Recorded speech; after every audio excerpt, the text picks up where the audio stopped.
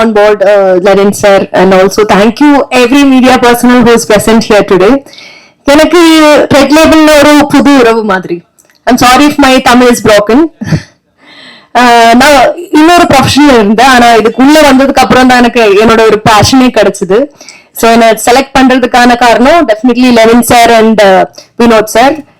Vinod sir especially கண்டிப்பா என்ன கரெக்டா அந்த கேரக்டருக்கு ஏத்த மாதிரி மோல்ட் பண்ணிட்டேன்.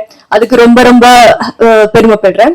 And also Kailash Menon sir, I have been a fan of his work ever since he's inside the industry.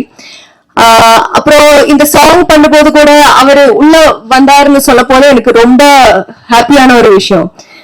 And also நான் நினைச்சதை விட ரொம்ப ரொம்ப ஸ்பெஷலான ஒரு படம். எனக்கு ஒரு என்ன சொல்றது, ஒரு டெபியூ இந்த மாதிரி ஒரு படத்துக்கு டெபியூ கிடைச்சதே ரொம்ப பெரிய விஷயம். என் கூட ஒர்க் பண்ற எல்லாருக்குமே ரொம்ப நன்றி.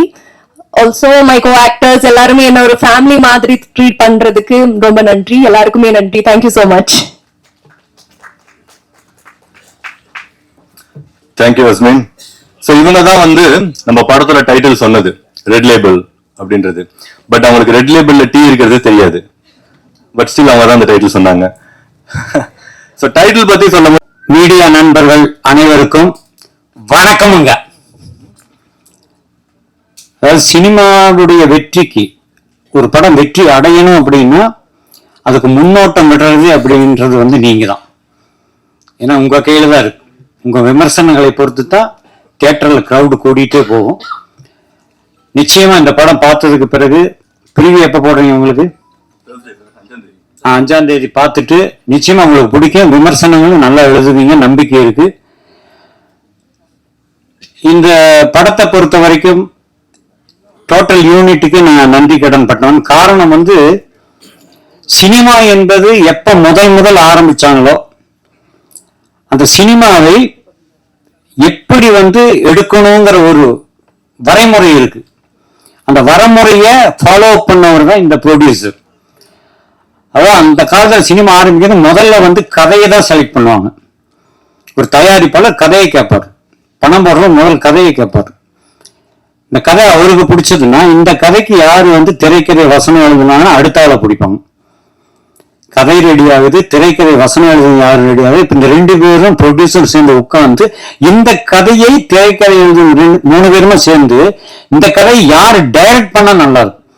ஏன்னா லவ் ஸ்டோரியா இருக்கலாம், ஃபேமிலி சப்ஜெக்டா இருக்கலாம், ஆக்ஷன் மூவியா இருக்கலாம், எது வேணாலும் இருக்கலாம். ஆனா இதை யாரு இயக்கினால் நல்லா இருக்கும். அப்ப டைரக்டர் செலக்ட் பண்றாங்க. ஆக கதை, திரைக்கதை வசனம், அதன் பிறகு இயக்குனர், இந்த 3 பேரும் சேர்ந்து ப்ரொடியூசர் உட்காந்துட்டு தான் இந்த கதைக்கு யாரு ஹீரோ, அப்புறம் இந்த கதைக்கு ஹீரோயின் யார், அப்புறம் சப்போர்ட்டிங் கேரக்டர் யார், இந்த குரூப் உட்கார்ந்து டிசைட் பண்ணி ஒரு படம் எடுப்பாங்க. இதுதான் ஃபார்முலாவா இருந்தது. ஆனா இன்னைக்கு சினிமா ஒரே ஒரு ஹீரோ சொன்னா போதும், அவரு சொல்றதுதான் கதை, அவரு சொல்றதுதான் ஷார்ட், அப்படி ஆயிடுச்சு. உங்களுக்கு எல்லாம் தெரியும். உண்மையிலேயே நாங்கெல்லாம் டைரக்ட் பண்ணும்போது எந்த ஹீரோ எந்த ஹீரோயின் இன்டர்ஃபியர் ஆகவே மாட்டாங்க. நாங்க சொல்றதை மட்டும்தான் செய்வாங்க. அதனால அந்த காலத்துல படம் ஹிட்டு. இன்னைக்கு எல்லாத்தையும் நோக்கம் நுழைக்கிறது செல்ஃபிஷ். என் சீன் நல்லா இருக்கும், நான் நல்லா இருக்கணும், இருக்கக்கூடாது. ஒரு திரைப்படம் என்பது எல்லாரையும் நம்பி, அந்த யூனிட்டியை நம்பி எடுக்கிறது தான் திரைப்படம். ஸோ செல்ஃபிஷை விட்டுறணும். நான் எந்த ஹீரோவா இருந்தாலும் சரி, எந்த ஹீரோ தப்பா நினைச்சா நான் கவலையப்பட மாட்டேன். எதற்கு சார், ஒரு படத்துடைய வெற்றி என்பது கதை தான். அதை எல்லாரும் நினைச்சு பார்த்துக்கணும். முதல்ல இப்ப வருங்காலத்துல வர எந்த இயக்குநராக இருந்தாலும் சரி, எந்த நடிகா இருந்தாலும் சரி, ஃபர்ஸ்ட் கதை ஓகே ஆகணும். அந்த அளவுல கதையை முதல்ல சூப்பரா செலக்ட் பண்ணாரு ப்ரொடியூசர். அப்புறம் அவர் நடிக்க வந்த கதையெல்லாம் வேற, அது சொன்னா அடுத்த படமும் எடுக்க ஆரம்பிச்சிருவாரு. 2வது சுயநலமா எனக்கு ஒரு சந்தோஷம். இந்த வரியை நான் நோட் பண்ணல, இப்ப பாடும் பொழுதுதான் நோட் பண்ணேன். ரத்தனபுரின்னு ஒரு ஏரியா கோயம்புத்தூர்ல, அந்த பாட்டுல வரும். இந்த ரத்தனபுரியில நிறைய சினிமாக்காரங்க சுத்தி தெரிஞ்சிருக்கோம். கோயம்புத்தூர் ரத்தனபுரியில அந்த ஏரியாவே எங்க வீடு ஃபர்ஸ்ட்.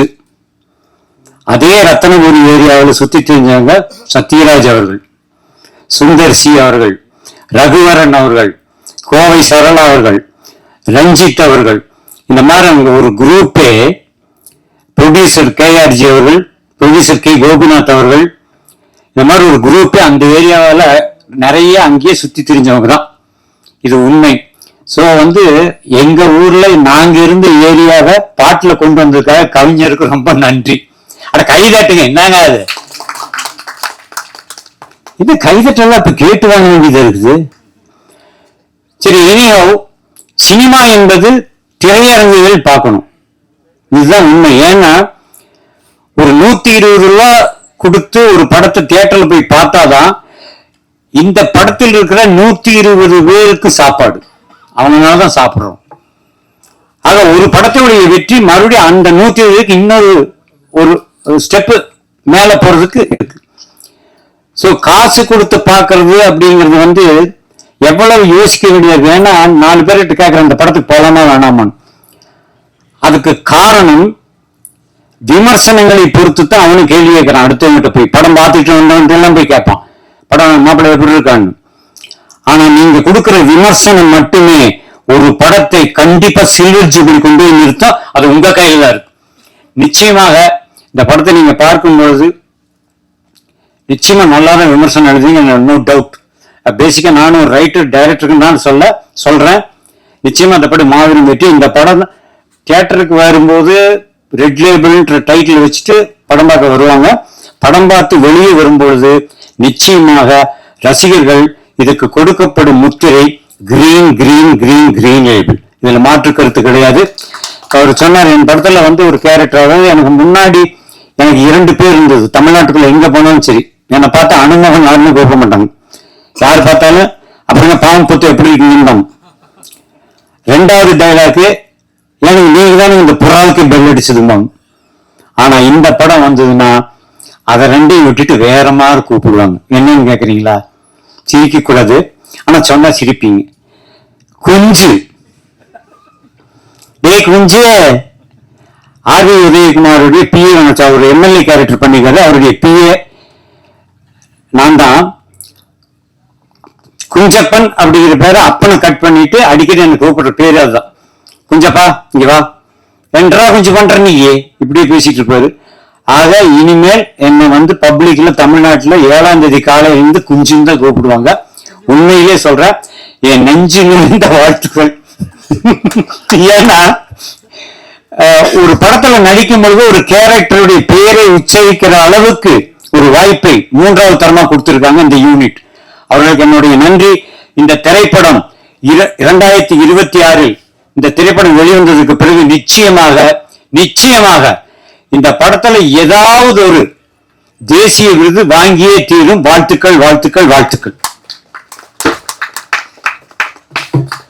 Thank you sir. ஸோ என்கேஜிங்கா இருக்கும்.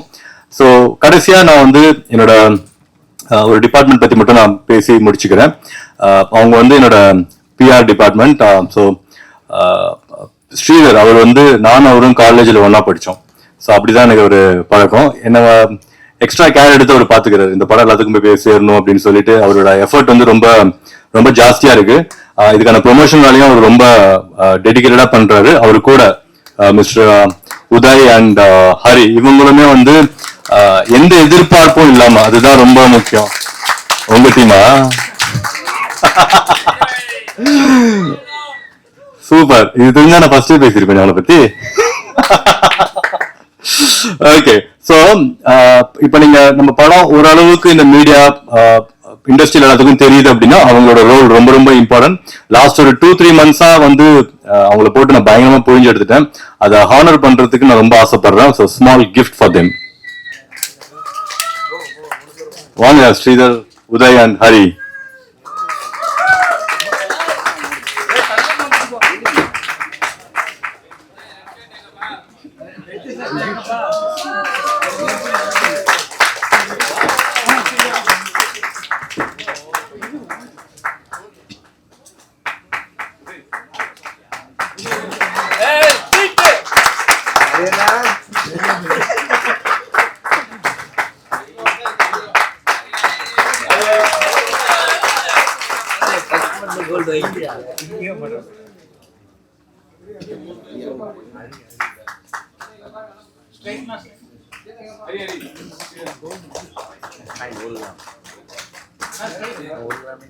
டெவலப் பண்ணோம்.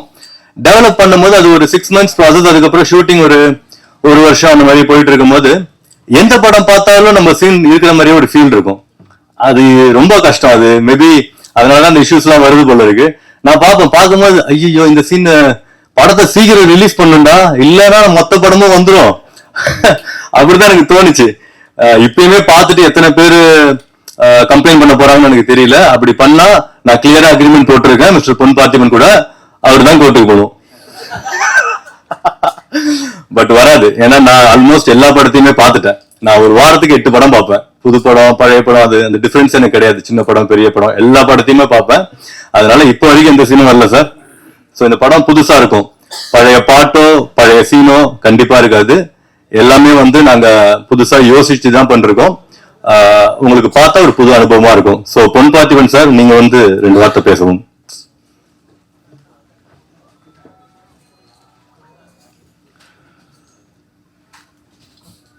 வரவேற்பு கொடுக்குறேன்னு சொல்லிட்டு மாட்டுறாரு, டிஸ்கிளைமர் எல்லாம் போடுறாரு.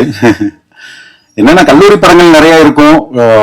டான் வந்தது, டிராகன் வந்தது, மீசை முறுக்கு இப்படி நிறைய வந்தா அதுக்காக அதெல்லாம் ஒரே இதாயிராது. நாட் அப்படின்னு சொல்றது மாறிக்கிட்டே இருக்கும், கதை மாறிக்கிட்டே இருக்கும்.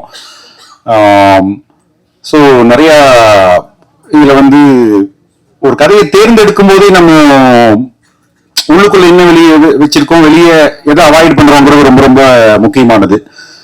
ஒரு கதையை தேர்ந்தெடுக்கிற சமயத்திலேயே அதோட என்ன சொல்றது, அந்த ஆங்கூர் காட்டில் அந்த சின்ன அக்னி குஞ்சுங்கிற மாதிரி தான், அதுதான் பத்தி எரிய போகுது.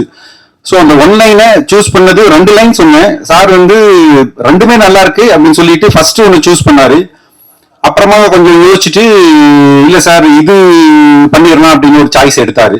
ஸோ அதுல இருந்து உழைச்சு அவர் சொன்ன மாதிரி 23 இருந்து ஆரம்பிச்சு 26 வரைக்கும் நாங்கள் நெருங்கேற்றிட்டே தான் இருந்தோம். அண்ட் இந்த கதையை யோசிக்கும் போது எனக்கு ஒரு சின்னதா ஒரு கதை ஒன்று சொல்லுவாங்க, எங்க அப்பா ஒன்று சொல்லுவார், அதை ஞாபகம் வச்சுக்கிட்டேன். பிகினிங்ல இருந்தே ஒரு செயின் ஆஃப் ஈவெண்டா இந்த கதை இருக்கணும். ஸோ என்கேஜிங்கா இருக்கும், போர் அடிக்க கூடாது, புது ஆர்டிஸ்ட் இருக்கிறாங்க, அதெல்லாம் தாண்டி ஒரு செயின் ஆஃப் ஈவெண்ட் இருந்துகிட்டே இருக்கணுங்கிறதுனால ஃபர்ஸ்ட் சீன்லயே இந்த கதை ஆரம்பிச்சிடும். ஒரு எக்ஸாம் ஹால்ல நடக்கிற ஒரு சம்பவம் கடைசி வரைக்கும் அதுதான் ஒரு பெரிய இதுவா இருக்கும். அது வெள்ளச்சாத்தா கதைன்னு சொல்லி ஒன்று சொல்லுவாங்க.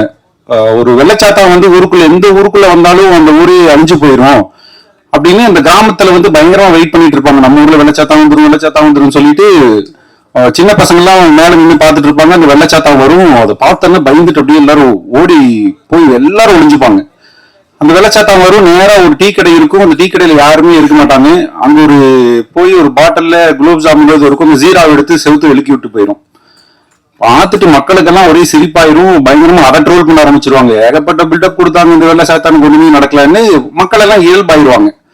அப்போ அந்த ஜீரா மேல போய் மெதுவா ஒரு எறும்பு ஊறும். அந்த எறும்பு எதுவும் உட்கார்றத பார்த்துட்டு ஒரு பள்ளி ஒன்று அது பிடிக்கிறதுக்கு போகும். அந்த பள்ளியை பார்த்துட்டு அந்த கடையில இருந்த ஒரு பூனை ஒண்ணு அந்த பள்ளியை பிடிக்கிறதுக்கு போகும். அந்த பூனையை அங்க ஒரு மிலிட்டரிக்காரனோட டாக், டாக் அந்த பூனையை பிடிக்கிறதுக்கு போனோம்னா அந்த கடையில் இருந்த ஒரு இடக்கல் எடுத்து அந்த பூனை மேல டம்முன்னு அடிச்சிருவாரு. பூனை மேல அடிச்சிட்டாங்க அப்படின்னு சொல்லிட்டு அவன் நாயை எடுத்து அவன் சுட்டுருவான். ஆஸ்கல் கொன்றுவான். அவன் நாயை இது பண்றியா நீ, ஒரு சிவிலியன் சொல்லி இவர் அந்த கடைக்காரனை சுட்டுருவாரு. கடைக்காரனை சுட்டனா ஊர் மக்கள் எல்லாம் சேர்ந்து அந்த மிலிட்டரி மேன் அடிச்சு கொண்டுருவாங்க. பக்கத்துல இருந்த பெட்டாலியன் யாரு அது மிலிட்டரி மேன் அடிக்கிறாங்கன்னு சொல்லிட்டு மொத்த ஊரையும் அழிச்சிட்டு போயிடுவாங்க. சோ சின்னதா இப்படி இழுக்கிட்ட ஒரு சம்பவம் தான் ஒரு பெரிய மொத்தமா ஒரு ஊரு ஒரு கிராம அழியறதுக்கே காரணமா இருக்கும்.